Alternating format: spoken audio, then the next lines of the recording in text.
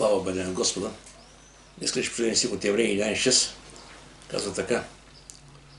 А без вяра не е възможно да се угоди на Бога. Защото който иде при Бога, трябва да вярва, че има Бог и че ще възнаграждава тези, които го търсят. А без вяра не е възможно да се угоди на Бога. Темата ми днес е живот с вяра в Бога или живот без Бога. И при човека има две възможности. Как да изживее живота си. Дали се обърне към Бога и да живее без Бога. Разбира се, никой на сила никога няма да кара в небето, нито пък може някой на сила да го спаси. Всичко става сега по човек сам избира как да живее живота си. Има хора, които казват, аз към сега да живея, нямайте съвършеността, нямайте съвършеността. Добре, това е твой избор. Има други, които търсят Бога и го намерят. Амо спече ска така, потърсете Господи, ще живеете. Колко ясно казва. Аремия 2013 ска така, и ще потърсите, и ще намерите, когато те потърсите цялото сърце. И виждаме пъти как е, колко чука наред, когато човек повярва в Бога. Въпросът е, че пред човека да има две възможности, тук е като предупреждение. Има широк и тесен път. И всеки човек избира сега по кой път да върви, как да живее, разбирайки това слово. Словото Божие каза, влезте през тясната порта. Това е апел към хората. И сега дума, изберете тясната порта. Това е пътят, по който не се води към небето. На широкия път това е, в този виждаме какво става. Охолство, лук, всеки търси наистина все повече в този свят, да бъде по-добре, да има по-добри неща, обаче понякога търсене тези неща пропуска истинството на живота и на вечността. Защото показва така, влезте през тясната порта. Защото широка е порта и пространен пътят, който води погибъл. И мнозина са онези, които минават през тях. Виждаме, че широкия път, който на охолство, лукс, в този свят, който не е сам. Живот без проблем, ако мога така, без да търсиш нещо повече. Ден за ден караш. Днес така хората като яш пи, но си задръхи така, но това е философията. Обаче има и друг живот, казва така. Тясна е портата, стесен е пътят, който води в живот и малцина са онези, които ги намерят. Виждаме, че има и друг път, това е тесният път. И този път вече води към живот. Други път води към смърт, към погибел. Този към живот. И сега наистина, после човек да избере, да прави правилен избор на къде пътува, как живее и къде ще присъедини някакви неща.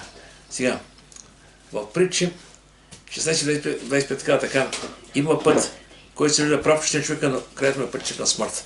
Така че много пъти се казвам така, не може как излиза твой живот на тази земя, дали си много уреден, дали си наред, дали си имаш перспектива за бъдещето, за години напред, както този човек имаше. Къде има събори хамбърче, как ще събори хамбърче сега, ще кажа дошо яш пи, имаш много блага за много години напред. Не може каква перспектива ще си, важно е какво каза Бог за твоя живот. Това е нещо много важно. И нещо, което е важно, живеем в такива времена, в които наистина понякога казваме, нали, има нужда от някой да ни помогне. А този някой именно това е Бог. Бог винаги е готов да дойде при човека.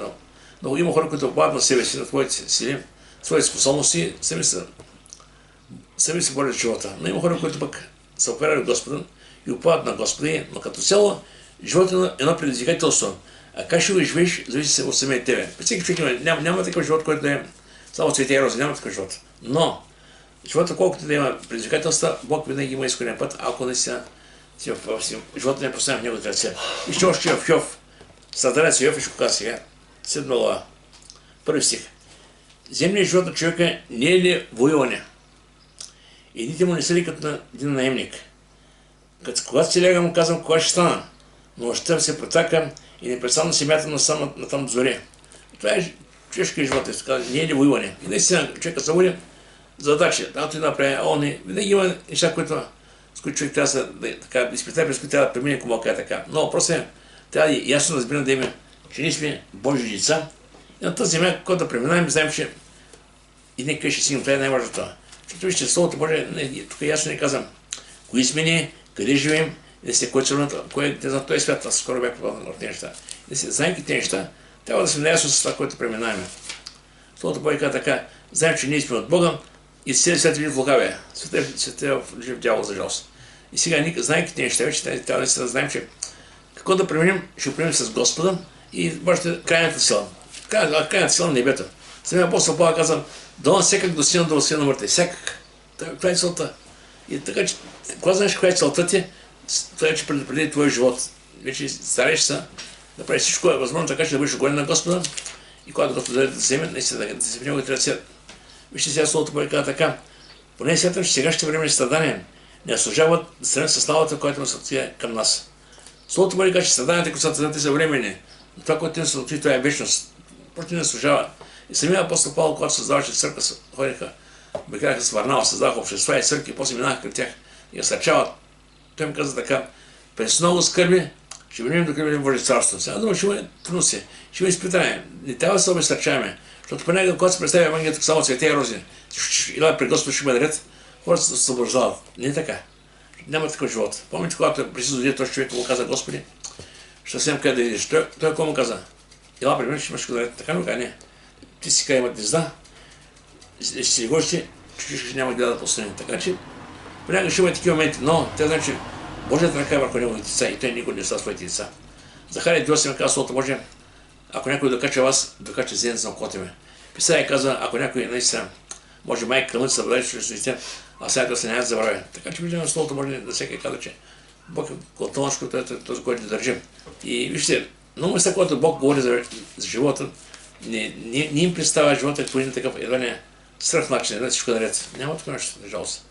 Псалом 10 казва така: дните на живота не са обикновено 70 години или където има сила 80 години. Но и най-добрите от тях са труд и скръп. Най-добрите и защото скоро прехождаме и ние отлитаме. Виждаме какво става. Така че, да, хубаво е да човека, всеки се да живее тази нормално. Обаче, знаем, че преминай с Господа, ние разбираме, че това, което преминаваме си, какво да е то, Бог е допуснал с една ясна цел. Да приведе до себе си. Словото Божие казва, че всичко съдейства за добро на тези, които любят Бога. Така че понякога Бог допуска неща с цел нещо в нашия живот да се промени. Аз съм чувал така много един път. Един брат каза така: молим се на Господа Боже, моля ти промени човека до мене. И Бог му отговорил: аз човека от тебе го държа, да може чрез него да се промениш ти. Така че ние не знаем понякога, че с обстоятелствата, че това, което става около нас, коя е волята на Бога. Но просто знаем, че когато да преминаваме, има цел някакъв Бог в живота ни. И сега Словото Божие казва така: самия Христос каза на своите ученици, вече когато на време си отива от земя, той каза: ето настава часа, дали дошъл да се разпръснете всеки пред своите си и мен да оставите сам. Обаче не съм сам, защото отидете с мене. И каза така: това ви казах, за да имате мир в мене. Света имате скръп, но тързайте, аз победих света. Много какъв. Той не каза цвете и рози, той каза: света имате скръп.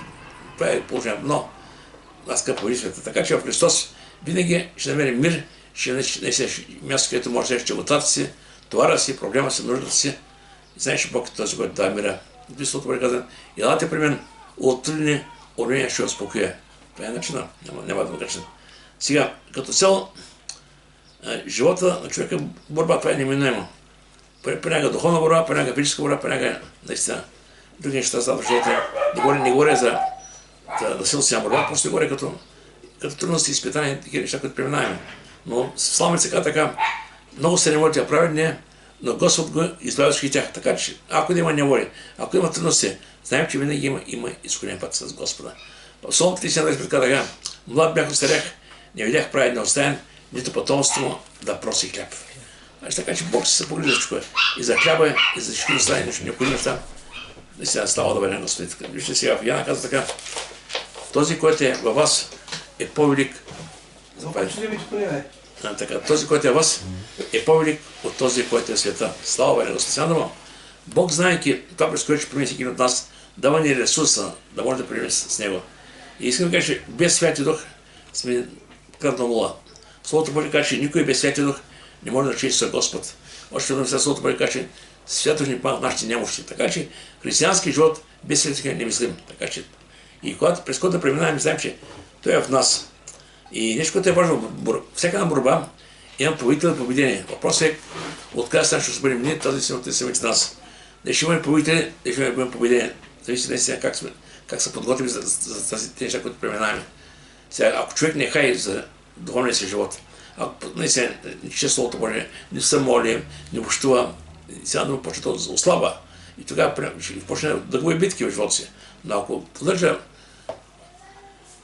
своето духовно състояние на добро ниво, общува, чете Словото Божие, търси наистина Божието през живота си, то неминуемо ще му победи тогава. Сега, в Притчи 26 столото бойка така, праведният и 7 път да падне, Бог прави ще предвиди. Говоря, че наистина, ако и понякога при живота да има моменти, в които може да от нас целите да падне нещо, това не е края, разберете, не е края. Това е, може би някъде, наистина, по пътя може да има някаква бариери.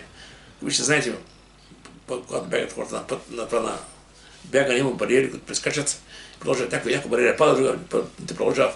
Така е християнския живот. Сега, мога да кажа, живота е предизвикателство и как ще излезеш от него, зависи от самия тебе. Животът е едно предизвикателство, но как ще излезеш от него? Така че не сме вече вътре в живота, но как ще преминем? Да ще бъдем победители, да ще бъдем победени, това е много важно. Сега, Словото Божие казва, света, имайте скръб.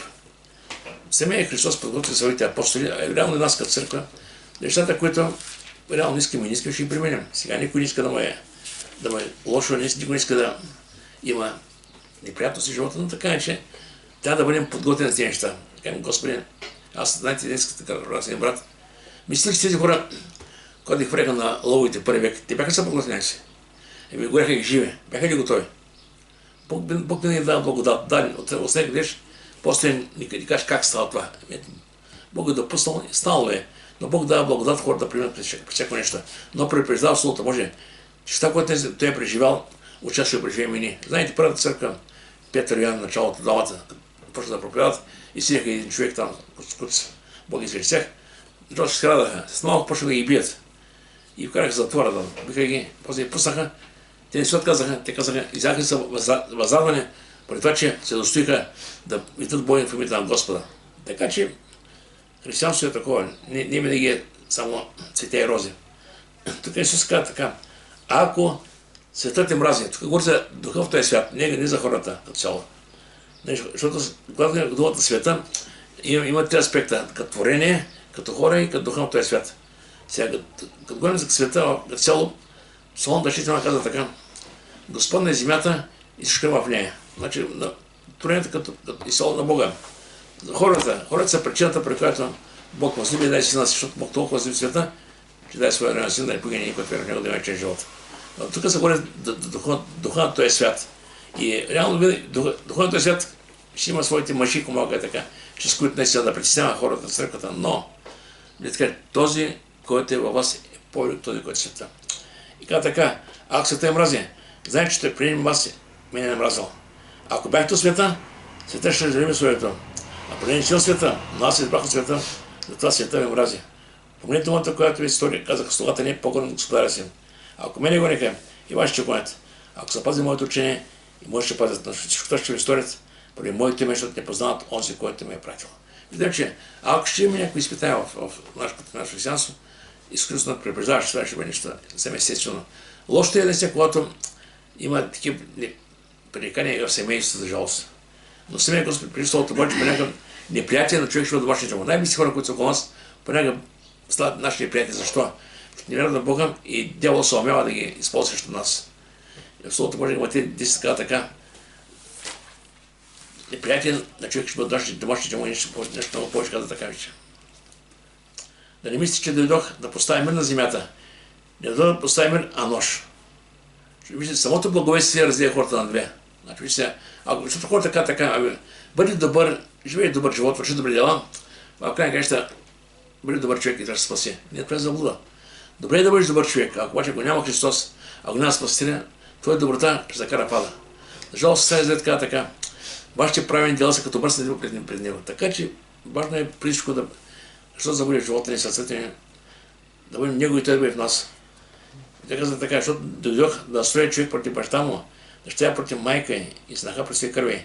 Неприятен човек ще бъде още му. Как това, което разделя хората на две и на благовестието. Винаги е така. И с приятели и приятели. Коринтияни 8 казва така, словото на кръста е безумен за тези, които погиват, е Божия сила за спасение тези, които вярват в него. Сега, това е реалността. И сега, какво ни предлага Господ на фона на това, което се случва? Той каза, аз победих света. И сега, когато говоря с победих света, сега той ни дава наистина. И как така, изходният път, как да се държи, какво да има в нас. Тук казва се така, да не се смущава сърцето ви.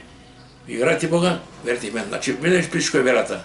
Значи, какво да знам нашия живот, вярата Бога не трябва да отпада от нас. Ние продължаваме да вярваме и когато имаме, и когато нямаме. И когато сме добре, и когато сме добре. Пак продължаваме да вярваме. И тук казва, мир ви оставам, моя мир ви давам. Не как се дава да се спочва сърцето. Виждаме целта наистина на Христос да е мир с сърцето си, да е мир с Него и да знаем, че това е този, който няма да стане, няма да забрави. Вижте сега, в Римляни 8:32 казва така, апостол Павел дава една, той казва така, ако Бог е към вас, кой ще ви против вас? Има такава сила, която може да предпостави срещу Бог. Няма как. И в неговата ръка. И казва така, онзи, който не пожали си своя син, но го предаде всички ни, как ще ни подари знаем и с него всичко? Това говори всичко, което е необходимо за живота и за благочестието. Понякога в това всичко хората вкарат много неща. Бог е богат Бог, аз трябва да бъда богат. Бог е той Бог и аз съм трябва да бъда чакай. Нещо, което е Бог си ти, може би ще си Божи и те, но има много неща, които ще ги предаде един, който е в небето на тази земя. Нещо чудесно ще бъде така, както мислим. Но има и нещо, което е сигурно, че той ще даде така сила, наистина никой не може да не отдели от него. Това е важно. Кой ще ни отлича от Христовата любов? Тук дава, че различни неща. Скръп или отеснение. Гонение или глад, голота, беда или нож. Защото, както е писано, убийството на тебе цял ден. Ще сме като овце за клане. Не, защото оставям повече от победители. Чрез този, който не е въззивал. Поне съм уверен, че нито смърт, нито живот, нито ангели, нито власти, нито сегашно, нито бъдещето, нито сили, нито вещина, нито кой да е друго нещо, ще може да отличи от Божията любов, която е присъствена на Господ. Няма такава сила, която да отличи вече. Бог не обича, безусловно обичана и иска наистина и да обича да бъде с Него. Сега има хора, които казват, щом веднъж Бог те е приел, щом се записал в небето, вече край няма проблеми, но не е така. Иска самостояване, иска всеки да живее с Него. Защото ако беше само веднъж, лесна работа. И да се покажеш си и си живееш живота. Обаче Словото Божие каза, този, който се до край, той ще бъде спасен. И когато Словото Божие каза, повече от победите, не ставим повече от победите, поради този, който е в нас, Христос. И сега, гледам при малко Бог към нас, какво става, че когато се завърнем при Бога, какво става сега? Първото нещо, което Бог дава. И тъй, оправдание чрез вяра, имаме мир с Бога. Значи, вече ставаме едно с Бога. И това е нещо, трябва да разбираме. И ставаме вече едно с Бога, и си Божи лица, Бог е нашия баща, и мислим, че да е на Божието семейство. Нещо повече казва така. В Коринтяни 6 глава 17 казва така. Но който се съединява с Господа, един дух с Него. Значи това е нещо уникално. Ставаме едно в Бога, едно с Христос. И в Колосяните ти казва Словото Божие, животът ти е скрит с Христа в Бога. И това не се, че като видим тези неща, които Той прави за нас, и че Неговата любов е тази, която намотивира, дава ни сили, дава ни желание да живеем вече нов живот в Него. Не се притесняваме. И каза така вижте, защото Христовата любов ни принуждава. Той е в нас, че закъсаш и Неговата любов е в нас. И тя намотивира, като съждаваме така, че понеже един умрял всичките, те всички са умрели. Че той умрял всички, за да не живеете, че живите за себе си, но с този, който всеки умрял да разкъсна. Тук говори за тези, които са живите. Законът ще. Тук говори за хората, които идват при Господа. Защото всеки един човек без Господа е мъртъв греховете си. Така казва Словото Божие. Ефесяни 2 глава прави си така, и съживи вас, когато бяхте мъртви при вашите грехове. И да ги при Господа съживява, даде нов живот. И вече този нов живот, много съзнание като нас, и чрез любовта си той ни мотивира да живеем вече чрез това съзнание нов живот в Него. Слава да бъде на Господа. И в какво се взема победата ви сега? Наистина тази земя, не всеки може да създава някакви брегове, по някакъв начин да си казва, то сме враг, то си приятел, то не е приятел. Този свят всеки има приятели и неприятели, за жалост. Обаче при Бога, кой е нашия враг? Врага е греха. Врага е греха и греха и смъртта. Обаче сега, Словото Божие казва, че християните имат победа на греха и смъртта. Сега ще кажа, защото някой казва, ние ще умрем. Пръста свани пръста. Духът се начи при Бога. И както разбрани на кръста, който Кома каза, ти още днес ще бъдеш ми прави. Значи няма смърт. Християнин преминава от едно положение в друго положение, от земята към небето. Пръста се връща пръста. Обаче нещо, което е важно. Има победа. Значи, ако смъртта е най-големия враг, Словото Божие казва така, о смърт, къде ти е победата? О смърт, къде ти е жълта? Така казва апостола. Жълта на смъртта е грехът и силата на греха е законът. Благодаря на Бога, който ни дава победата чрез нашия Господ Христос. Значи, чрез Христос побеждаваме и греха, и смъртта, чрез вяра в Него. Слава Богу на Господа. И това е нещо, което е уникално. Самия Христос, когато не говори за тези неща в Яна, той не говори, тя да има тази увереност, че той, който направи на кръста на Голгота, но прави всички нас. Той не влезе за себе си. Той нямаше грях. Той влезе за нас, за нашите грехове. И каза така. Исус Христос, аз съм възкресението и животът. Който вярва в мен, ако е да умре, ще живее. Значи, какво значи? Може да умреш за този свят, в буквален смисъл. Но в момента, който умреш за този свят, ти си вече при Бога там на вечността. Но за да бъдеш там, първо трябва да умреш за този свят за греха. Това е което е вече другото физическо. И Словото Божие казва, никой, който е жив и вярва в мен, няма да умре до века, вярваш в това, за търсене на Христос. Няма да умре до века. Значи това той ни каза, не се притеснявайте. Не се притеснявайте. Но въпросът е, това, което наистина може да прича много хора да видят небето е именно греха. В Римляни 6:20 Словото Божие казва така, заплатата на греха е смърт, а Божия дар е вечен живот, присъща нашия Господ. Значи, ако човек живее в грях, не се притеснява, и това е неговото естествен живот, естествено положение, защото си не се получи наградата. Може да в своите уши да изглежда много добър, може да прави добри дела и какво от това не хеща. Сега, увереността, която вижте, имаме от Словото е това, че онзи, който е в нас, е повелик от онзи, който е в света. Сега, кой е в нас, вижте? Словото Божие казва, че ние сме храм на Бога и Божието живее в нас, Святието живее в нас. Святието ги е Бог, вижте. Значи, ако Бог е избрал да живее в нас, в нашото, представете си, наистина каква сила има в него, той е в нас. И наистина, тук Словото Божие казва, и така не знаете, тук им така напомня им, и не знаете така, че вашето тяло е храм на Святия Дух, който е в вас, който имате от Бога, и вие не сте свои си. Значи самото присъствие на Господа в нас, Духа в нас, вече дава ни наистина едно ново разбиране, че кои сме ние. Вече ние сме Божии деца, ние сме в този свят. И нещо повече, после в Коринтяни, 12 казва така, негово си дам насърчение, казва така. А ние получихме не духа на света, но духа, който е от Бога, за да познаем това, което Бог е благоволил да ни подари. Значи, именно, че Светия Божи Дух, Бог ни разкрива това, което има за нас. Вечен живот, небесно царство, на тази земя, той е с нас, няма остане, не забравя. А нищо повече, че сега в Словото Божие казва така. Втори Тимотей 1:7. Това е няколко характеристики на Святия Дух, който е в нас. Защото Бог ни е дал дух не на страх, а на сила, любов и себевладение. Да, нормално е човек не се прави да се причастие на неща, ще се преминава, но да кажа, страхът, безпокойството не решават проблемите. Проблемите ги решава, когато сфера стане пред Господа, като паме на Него, той е този, който може да реши един проблем. Бедна, че колко е голям, колко е малък. Сега, но важно от нас наистина да пребъдем Господа, да постоянно се Божие Слово и това, което ние ще може да попаде точно това. Негово Слово, вижте, Негово Слово, ако на момент не го разберем, когато го четем и пребъдем в Него, това Слово наистина върши велики дел на нашия живот. В 115-119 казва така, Псалм 119, 105 казва.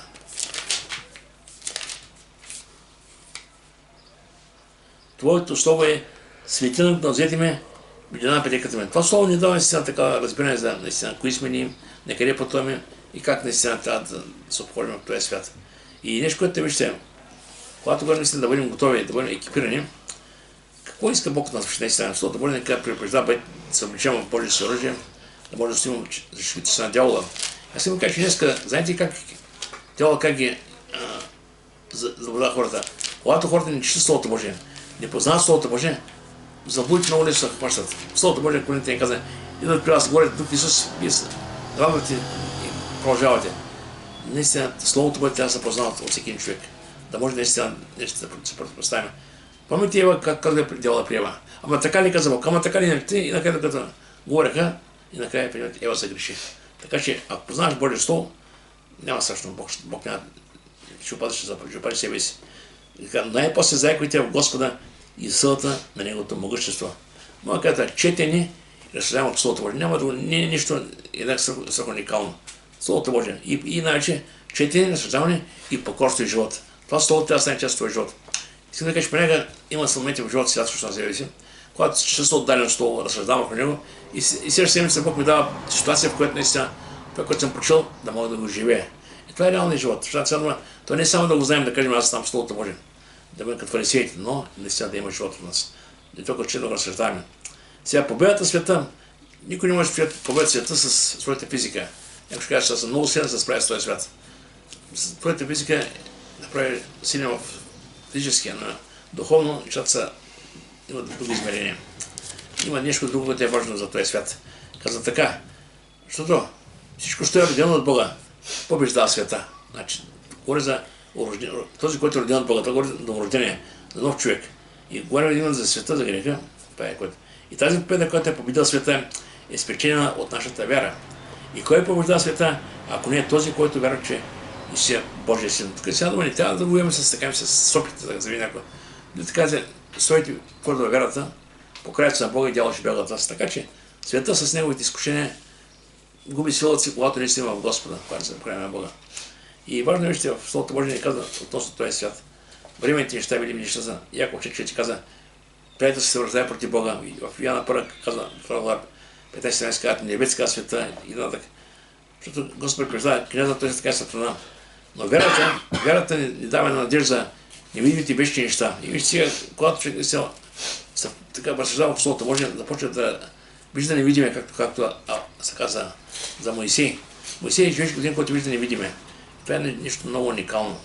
Когато започне да съждаш около него, Бог ти дава откровение в Словото Божие, дава ти мира в сърцето си, дава всичко необходимо, което не са така да е мир в сърцето и спокойствие.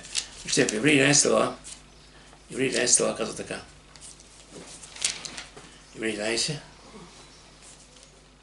се казва, Сфера напусна Египет, става за Моисей, без да се бои от царския гняв, защото издържа като един, който вижда невидимия. Сказано на Моисей. А после скоро Божие каза така. И ако почне да кажеш, не ще ми стигне времето да приказвам за Гидеона, Варака, Самсона, Ефтай, за Давида, още Самуил и пророците, които сфера побеждаваха царства, раздаваха правда, получаваха обещания, затуряха устата на ловите, угасяха силата на огъня, избягваха острата ножа, оздравяваха от болести, ставаха силни във война, обръщаха в бяг чужди войски. Всичко това има в Словото Божие слава. Това става само чрез вяра. Самият апостол Павел беше, който нямаше друг живот, освен Христос. Но той каза така. Аз казвам, което съм живял, ще му се измет. Ще каза така.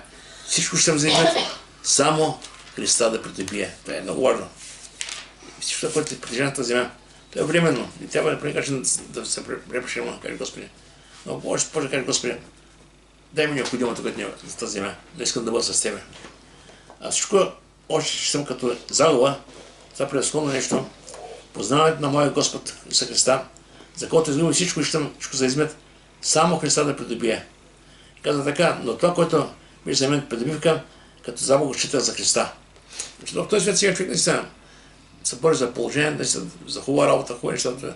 Например, когато приемеш Господа, разбираш, че най-важното е най-хубавото е това, че си познал Господа. И има няколко предупреждения относно християнско така, за който побеждаваше да цени тези неща. Не се подаваме в този свят на изкушенията. Ще кажа защо. Понякога минава време в нашия живот, в който сме християни на повече годинки и да не почнем да правим компромис. Той не е толкова, това е малко компромис, по-голям компромис и полека, пътя почва да се разширява. Но апостолът казва така, не знаете, че когато предавате себе си, като посрещате ги, слуги се на кому се покорявате. Било на греха, който се доказва смърт и на последното, който докрая живота. Така че не трябва прекъщено да разширяваме пътя, който... И вижте сега Словото Божие, така че в Откровение 21 даже, с което завърша, тук казва ясно. Тук не говори за победените, говори за тези, които са победители. Значи, християнин е призван да бъде победител, не да бъде под масата, а да стои на краката си. И казва така. И видях ново небе и нова земя, защото първото небе и първата земя преминаха. И море нямаше вече. Видях и светия град на Новия Йерусалим, да се от небето от Бога, подготвен като невеста, украсен за мъжа си. И чух силен глас от престола, който казваше: ето, скинията на Бог е с човеците. Той ще обитава с тях, те ще бъдат негови люди и сам Бог, техен Бог ще бъде тях с тях. Той ще обърши всяка сълза от очите им и смърт не ще има вече. Не ще има вече жени, ни плач, ни болка, първото племена. И седящи на престола рече: ето, подновявам всичко, и каза: напиши, защото тези думи са верни и истинни. И рече ми: сбъднаха се, аз съм Алфа Омега, началото и края. На жени ще дам даром избрана водата на живота. Който побеждава, ще носи тези неща. И аз ще бъда Бог, и той ще бъде син. Тук не казват тези, които са победени, ще бъде за тях. Начално, християнин е призван с Бога, с вяра в Бога, да побеждава и да премина напред. Искам да кажа само накратко някои неща. Че има победи, които Бог подарява, Но има пари, които човек трябва да избере път да ги извоюва. Мога да кажа, Стария Завет, помните, когато накратко Моисей беше причиненото море. Той нямаше да премине. Но Бог разделя морето на две. Да могат да минат. В Садиите Гирион с 600 човека, с войска, много хиляда войска, 600 човека влиза в войската, се би, с 3 се върна и победи. Има Давид и Голиат срещу работа, царя Сафат срещу войски. Има много битки, които са описани, които Бог подари на своите си. Но има битки, които трябва да всеки човек да се умя да се пребори. Това е именно битка с греха. Не оставяме изкушенията греха да се родят в нашето тяло. Вижте, Евреи 12-16, последния си, който ще каже така, който казва, търсете мир с всички и едно свещение, без което никой няма да види Господа. Така че наистина, да бъдост, наистина, от нас се иска наистина да изберем как да продължим живота си с вяра в Господа и без вяра в неверие. Ще кажа, защо виждаме път, всеки един се е динамичен. Оте може да дойде Господ. Никой може да каже, Господ каже дойде. Оте може да дойде Господ. Вземи тогава да се жалко, ще има хора, ще кажат, ама Господи, ще тропат, ще викат, ама Господи, не ви познавам. Така че не трябва да правим компромис с нещата. Нека Бог да благослови.